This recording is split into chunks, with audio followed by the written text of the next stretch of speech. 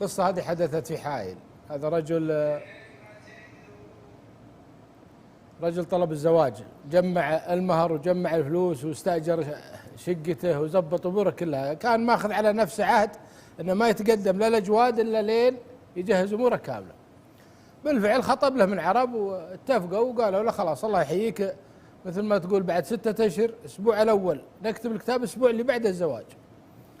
تعرف الواحد بيرتب قصر الأفراح، راح وحجز قصر الأفراح وشرى الذبايح قبل بأسبوعين، جهز أموره كاملة وعزم ربعه كل أبوهم.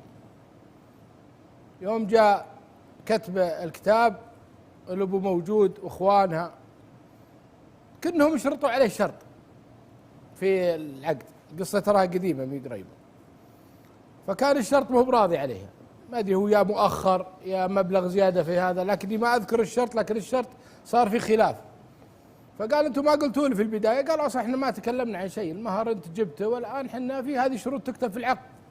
صار بينهم خلاف، فرفض الشرط وهم رفضوا يتممون الزواج إلا بإتمام الشرط هذا، فانفض ما تم الزواج، إلا أنه طلع باقي أسبوع على الزواج والقصر حجزته وتكاليفي خلصت وعزمت الرجاجيل لازم.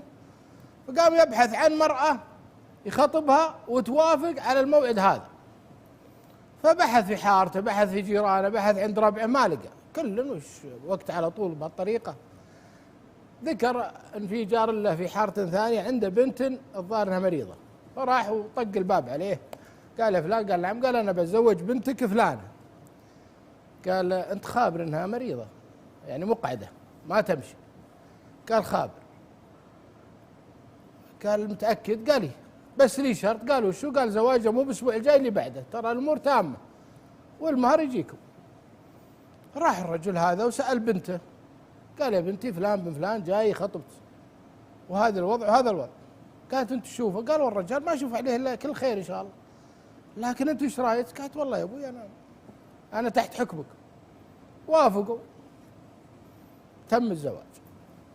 دخل على المرأة وهي جميلة، لكن سبحان الله الجزء التحتي ما تحرك، فلابسه لبسه ومشرعه.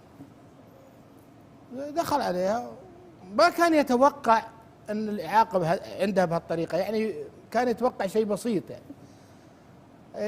قعد اسبوع 10 ايام، راح بها حتى الظاهر سافر بها، ويوم رجع من السفر ودها بيت اهلها وطلب انه ينفصل عنها. فجاء ابوها قال يا فلان انتم زي ما تقول اعطيتوني مرأة فيها عيب قوي، انا كنت اتوقع. قال لا يا انا قايل لك انها ما تمشي ومعاقة. صار بينهم خلاف، الا انت اخطيت الا انا اخطيت. كان يبي المهر حقه 50,000 اللي هو دفعها كان يبيه، فقال احنا قايلين لك انها معاقة وهذا وضعها، وانت دخلت وشفتها يعني ما لك حجة عندنا. فأصر، صار بينهم مثل ما تقول شكاية في المحكمة. هذا اشتكى والرجل قام يدافع، في خلالها 6 شهور المشكلة المرأة صارت حامل. لذلك فضل الله عظيم يا اخوان، فضل الله عظيم. ترى يعني في اشياء، في قصص تسمعها ولكن تلقى في ثناياها شيء عظيم. فافرحت المرأة بالحمل، فقالت قل له يا ابوي نعطيها المهر ونعطيه اللي يبي بشرط انه يتنازل عن رعاية الولد هذا، ولا نبي منه لا نفقة ولا غيره. فجاء ابوه قال يا فلان الولد او الابن هذا اذا جاء لبنتي، ترى البنت تبيه وتبي توقع عليك ورقه، ما لك دخل لا بنفقة ولا برعاية ولا بشيء، ولا لك دخل. يمكن تبي تزوره في اسبوع في اسبوعين مرة الله يحييك، لكن غيره ما لك دخل، وحنا نتكفل ونعطيك فلوسه، فلوس المال. فوافق الرجال على طول، راحوا وكتبوا عند الشيخ اتفاقية تنازل، انه يتنازل عن رعاية الولد كذلك عن النفقة، ويدفع 50,000 او يدفع له 50,000 ريال. انفصل. هذه قعدت 4 شهور 3 شهور وجابت وليد سمته فيصل. ما تتوقعون السعادة اللي جت المرأة هذه، كأنها سبحان الله حياة. ترى على فكرة البنت هذه يوم ولدتها والدتها قالوا له ترى بنتك معاقة، فقام الأبو سماها نعمة. قالوا له يعني ترى جاتك بنتك، قال لا لا هذه نعمة، هذه اللي الله إن شاء الله بإذن الله بيرزقني الله فيها. وطبعا أحسن تربيتها ورزقت أقول لكم بهالولد هذا وربته أحسن تربية. وصار يا ما شاء الله تبارك الله، وكأن الله سبحانه وتعالى يسوق بعض الأشياء. إيقاف العرس الأول، إرسال الرجل هذا لأنه يخطب المرأة هذه، يعني يقعد معها أسبوع ثم تنجب منه الولد هذا ثم ينفصل، لكي يكون هذا الولد لأمه حاضن أو يشيلها. فالآن موجود الولد في حائل، والولد هو اللي قايم بوالدته، يعني في سعادة، توفي أبوها وتوفي والدتها، بقى الولد هذا ويا والدته، وهو ما انقطع في أبوه، لكن رعايته في والدته سبحان الله أغناها عن العالم هذه كلها. تدبر من هالقصص من العزيز الحكيم، تقول شلون يطلقها؟ تزعل في نفسك، وشلون يترك العرس هذا؟ تزعل.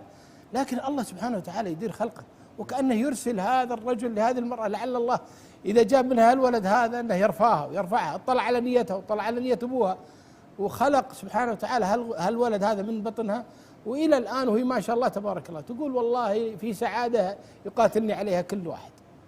أسأل الله العلي العظيم أن ينفع بهالقصة. الله يجزاك خير أبو عبد العزيز. وهذا فيه إشارة أنه ما يقدره الله عز وجل وإن كان ظاهره شر، فاعلم أن في يعني طياته خير، وكل ما يقدر لا يمكن أن يكون شر محض، بل لا بد أن يكون فيه خير. يعني ما في أقرب من مثلا كورونا، هي شر لا شك، لكن سبحان الله يعني تولد من خلالها كثير من الخيرات، من العبر، من رجوع الناس، العظة، وهذه نعمة من الله عز وجل. لذلك بعض الناس إذا على ما قال وأما إذا ما ابتلاه ربه فأكرمه ونعمه فيقول ربي أكرمن، وأما إذا ما ابتلاه فقدر عليه رزقه فيقول ربي أهانن. لا، ربك ما أهانك سبحانه وتعالى، لكنه أراد لك خيرا قد لا تراه الآن لكن قد تراه مستقبلا. أسأل الله عز وجل أن يجعلنا ممن يتقبلون ويرضون دائما. أبو علي،